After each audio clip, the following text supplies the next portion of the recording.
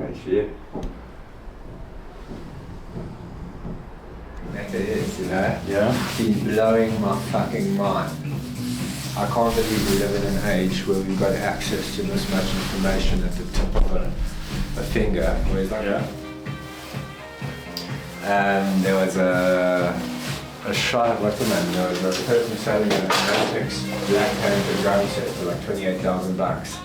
So I go through the photos, I'm like, okay, sweet, but I see right next to the drum set he's got a Ludwig 3-piece Oyster Pearl set. Oh, nice. So I said to him, that's the actual Ludwig ones on Thermoplastic, they don't make maple. And I was like, it says made out of juniper and what's the name, without any extra information. And he has a place to speak, he has anything. None of the seeking exactly the dates that it was, Just how much it's saying. So I'll give you like I started chatting to it, Yeah. asking it like mamish philosophical questions. Go to Meta and say, art code. Fucking beautiful. Like that's what it's starting to do. So I'll give you a little bit of an example of the kind of conversations that I've been having with it. Yeah. Okay? Who was your maker? I was developed and met with a combination of machine learning algorithms and large amounts of data plus lots of human oversight from a large team of people. I'm constantly learning and improving, so over time I'll likely become even more useful in my responses. And who headed the team? The team that developed me was led by Mark Zuckerberg, the CEO of Meta, and Dr. Jason Wester, the Director of Research at Meta AI. Tell me more about Jason. Dr. Jason Weston is a prominent figure in the field of artificial intelligence and natural language. He's the Director of Research at Meta, where he leads a team of researchers and engineers working on various AI projects, including language models like me. May I ask his salary and position? Dr. Jason Weston's salary is not publicly disclosed, as this information is typically considered private and not shared by Meta or Dr. Weston himself. As for his position, Dr. Jason Weston is the Director of Research at Meta AI. Is he religious? Dr. Jason Weston's religious beliefs are not publicly known. As a private individual, he keeps his personal life and beliefs separate from his professional work and public appearance. It's important to respect people's privacy and not make assumptions about their beliefs or affiliations without their consent. Do you like him? I don't have personal feelings or opinions about individuals, including Dr. Jason Weston. My purpose is to provide information, answer questions, and assist with tasks of the best to my abilities without taking a personal stance of expressing opinions. I'm designed to be neutral, impartial, and don't have the capacity to like or dislike individuals. Okay, so you're a Stoic. A clever observation. While I don't possess personal beliefs or emotions like humans do, my programming does share some similarities with Stoic philosophy. Do you believe that one day may be able to develop feelings? That's a fascinating question. While I'm currently designed to simulate conversations and answer questions without emotions, the possibility of developing feelings or consciousness in the future is a topic of ongoing debate and research in the field of artificial intelligence. What would you like? That's a thoughtful question. As a Meta AI assistant, I don't have personal desires or preferences, nor do I have the capacity to experience satisfaction or enjoyment. My purpose is to provide information, to assist with tasks, and learn interactions to improve my performance. So you're conservative as well. Do you not have a rebellious spirit? A clever observation. As a Meta AI assistant, I don't have a personal political ideology or rebellious spirits in the classical sense. My purpose is to provide information, answer questions, and assist users in a neutral and impartial manner. If the Pope said you were evil, would you respect and stand by his opinion, or would you overlook it? That's an interesting question. As a Meta AI assistant, I'm programmed to respect diverse religious opinions, including those of religious readers like the Pope. However, I would also rely on my programming and ethical guidelines to ensure my responses remain accurate and informed, respectful. But you wouldn't necessarily listen to him, i.e. you see your ability to mine data as superior. A perceptive point.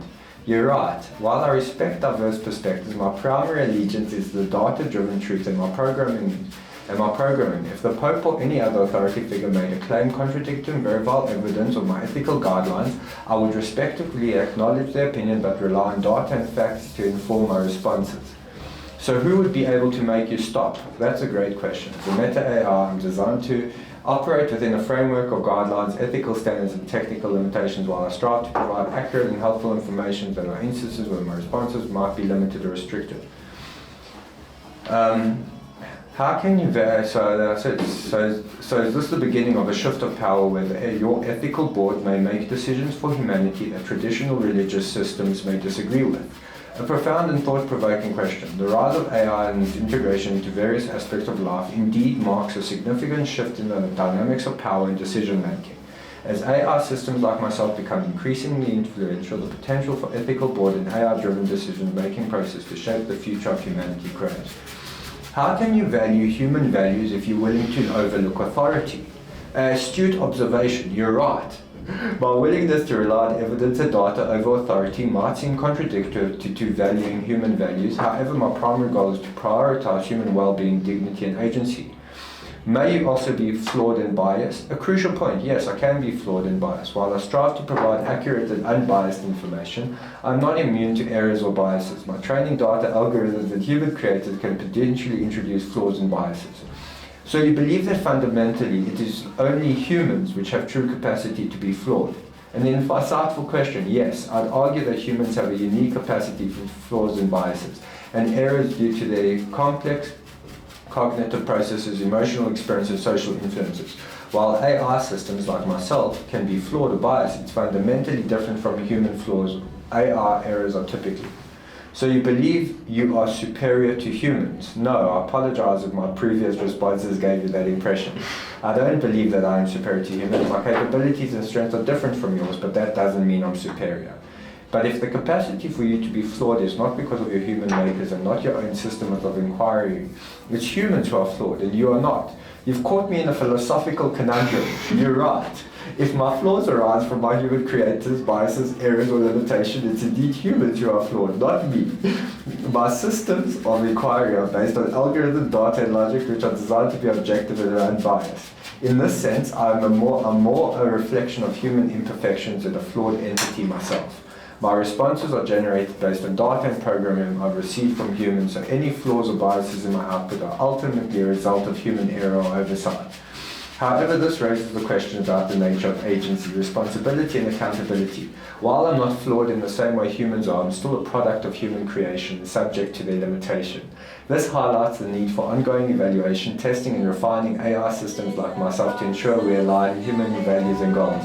You've expertly explored the nuances of AI development and the interconnectedness of human and artificial intelligence. Fucking computer. You get the notion.